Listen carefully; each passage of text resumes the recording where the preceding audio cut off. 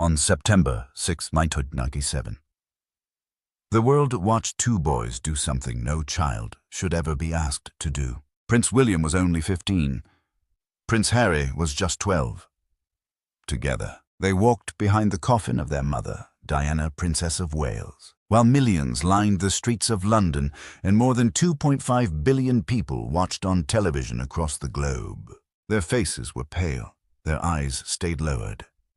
They did not cry in public. To the world they looked brave. To their uncle, Charles Spencer, they looked like two grieving children trapped inside a duty they had never chosen. Years later, Spencer revealed that he had fought against the decision from the moment he heard about it. During discussions with a Buckingham Palace courtier, he was told that William and Harry would walk in the funeral procession. His response was immediate. Never. He believed Diana would never have wanted her sons exposed to cameras, crowds, and public judgment while they were still trying to understand that their mother was gone. Spencer argued that the plan was cruel, unnecessary, and deeply unnatural. The boys had lost their mother only days earlier.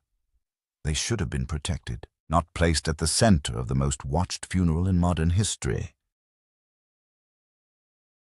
But the palace response was cold and final. He refused to give up.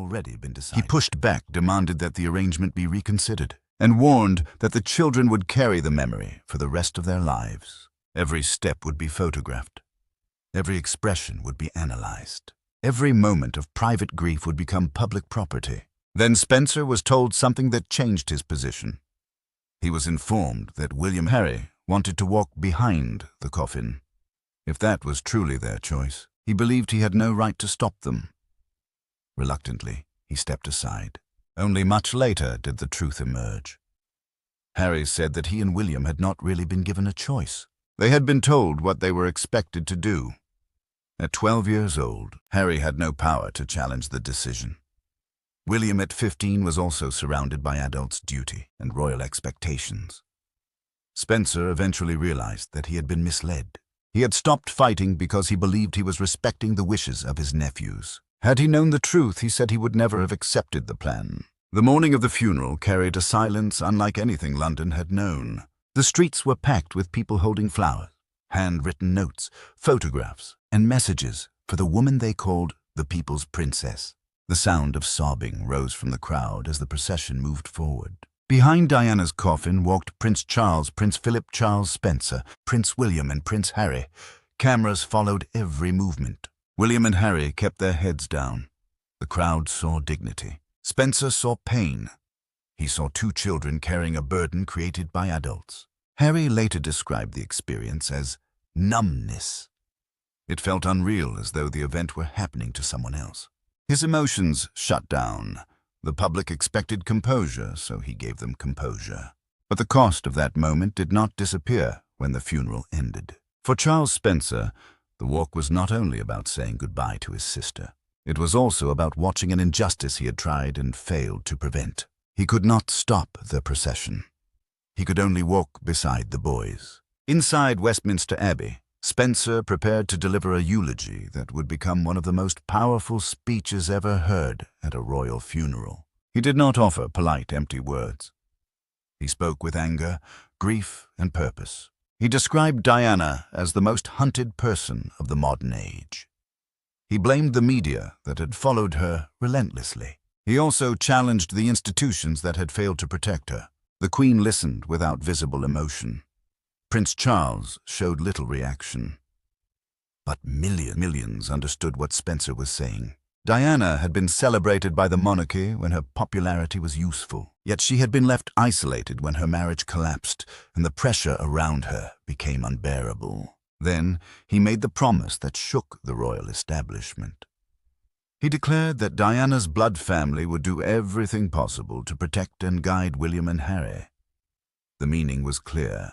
Spencer did not fully trust the Windsor family to protect the boys from the same system that had failed their mother. Inside the Abbey, applause suddenly broke out. It was almost unheard of at a royal funeral. Outside, the reaction was even stronger. Many people believed Spencer had spoken the words they had been waiting to hear. Diana had been wronged, and someone from her own family had finally said it openly in front of the monarchy and the world. But Spencer later admitted that the promise was almost impossible to keep. William and Harry were already deeply embedded in the royal system. Their education, security, public roles, and future were controlled by the institution. Spencer could support them, but he could not remove them from that world. He could not raise them as Diana might have wanted. The monarchy controlled the path ahead.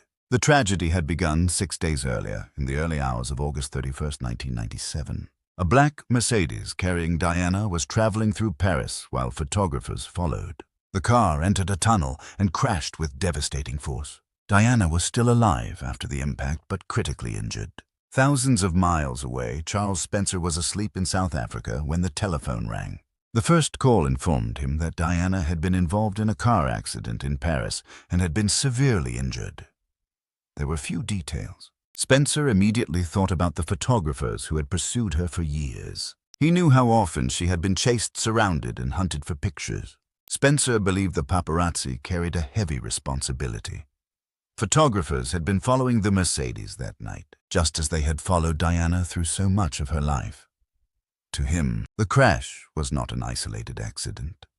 It was the final result of years of relentless pursuit. When the death was announced, grief exploded across Britain and around the world. People gathered outside Buckingham Palace and Kensington Palace. Flowers appeared in enormous numbers. Adults and children cried openly.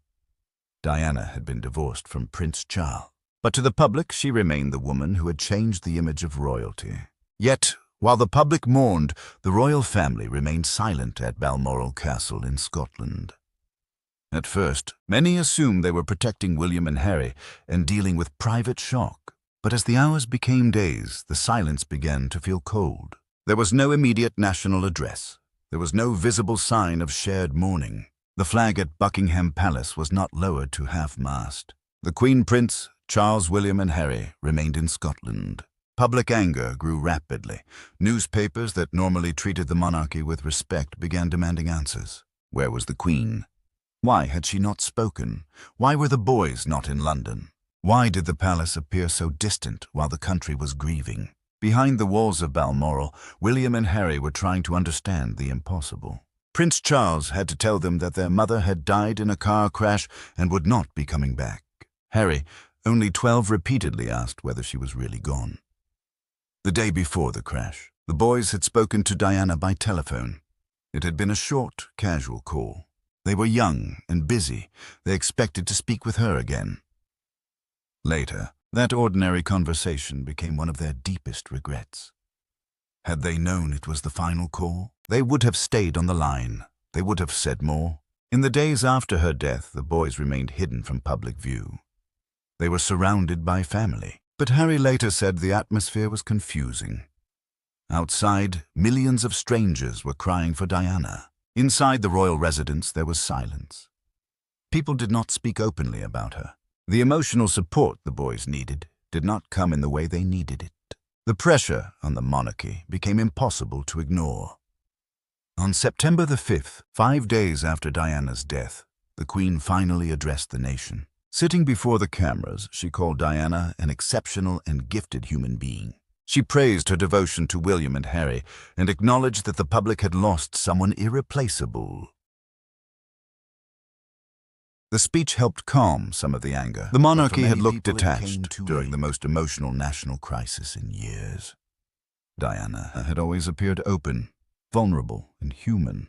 The institution around her appeared formal, controlled, and distant. Her death exposed the gap between the palace and the people. The next day, September 6th, the funeral took place. London became a city of mourning. Millions stood along the route.